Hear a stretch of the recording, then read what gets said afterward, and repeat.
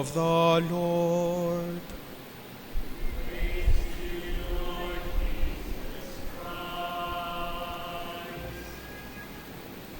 My dear brothers and sisters in Christ, welcome to the Diocesan Shrine of Holy Sepulchre in Atlandayan.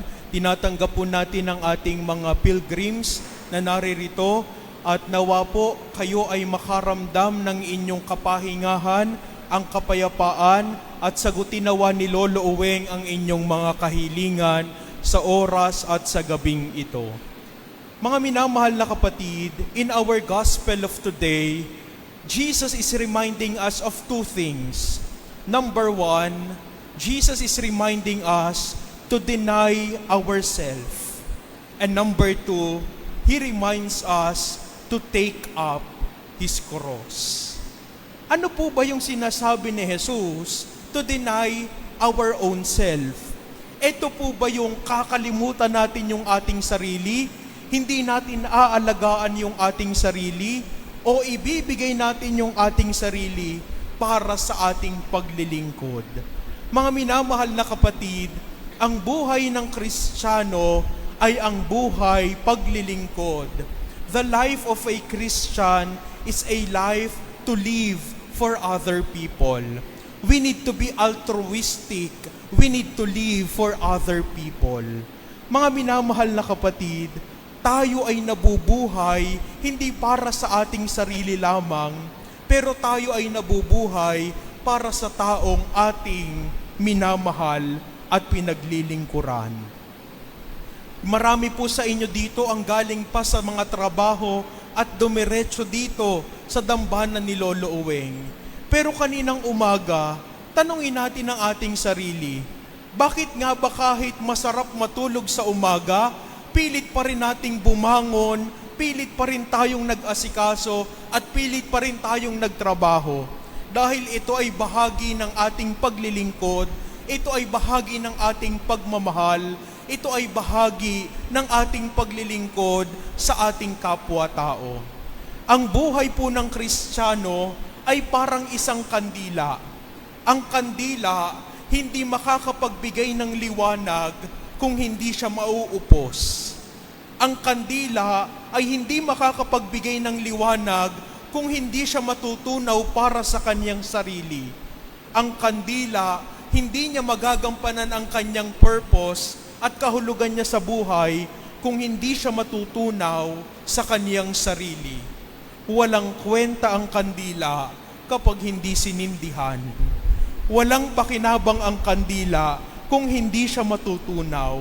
Kaya nga mga minamahal na kapatid, denying oneself is asking our own self, what is my purpose? Ano nga ba yung kahulugan ko sa buhay na ito? Ako nga ba ay nananatili lang sa daigdig na ito bilang isang tambay? O meron akong purpose, meron akong tungkulin, meron akong pangangailangan na kailangan kong gampanan? Kung ikaw ay isang nanay, denying oneself is doing your obligation as a mother. Kung ikaw ay isang tatay, denying oneself is doing your obligation as a father. Mga minamahal na nanay at tatay at mga lolo at lola na naririto, tandaan niyo po, sa loob ng tahanan, kayo po ang mukha ng nagmamahal na Diyos. Sa inyo po nararamdaman ng mga anak na sila ay minamahal, kinakalinga, at meron silang kadamay sa pagtuon at patuloy na paglaban sa buhay.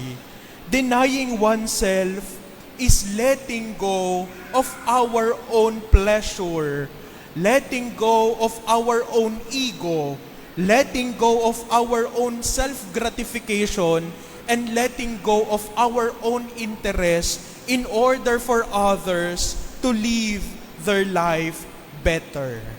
Mga minamahal na kapatid, Jesus is inviting us today to deny our own self. Ikalawang bagay po, iniimbitahan tayo ni Jesus to take up His cross. Ano nga po ba ang krus ni Jesus? Sino nga po ba ang krus ni Jesus? Humarap kayo sa inyong katabi. Baka iyan ang krus nyo sa buhay. Yung asawa nyo na laging late nang umuwi. Yung asawa nyo at yung mga anak nyo na hindi nagpapaalam. Yung inyong mga anak na mahirap utusan. Yung inyong nanay na pagkagising pa lang sa umaga parang Armalite na ang bunganga. Ano nga po ba yung mga krus natin sa buhay? Minsan yung mga krus natin sa buhay, yung mga taong malalapit sa atin. Yung mga krus natin sa buhay na kailangan nating pasanin ay yung mga taong malapit sa ating puso. Mga minamahal na kapatid, hindi natin kayang yakapin ang krus ni Jesus kung marami tayong biyabit at dala-dala sa buhay.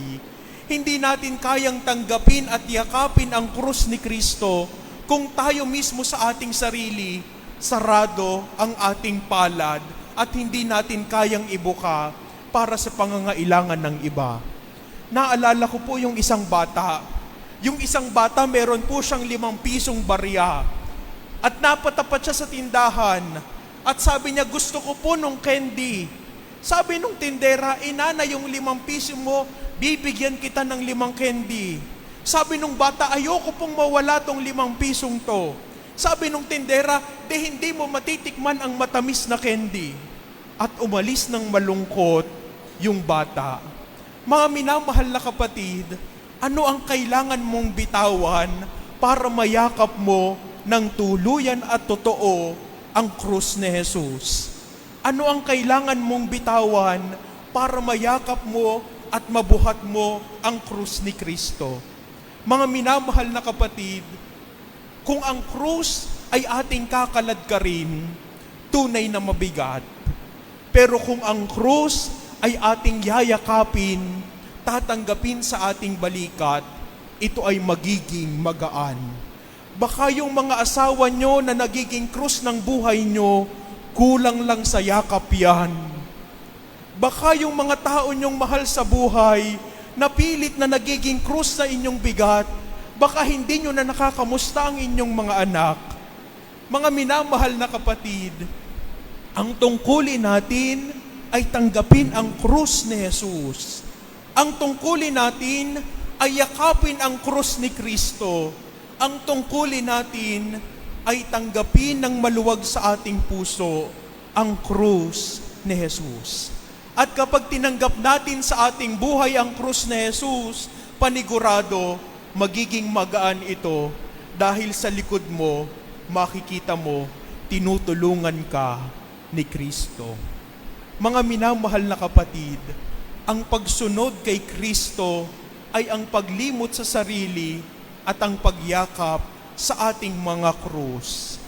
Ang pagsunod kay Kristo ay ang pagtalikod sa sariling kagustuhan upang ang kalooban ng Diyos ay masunod.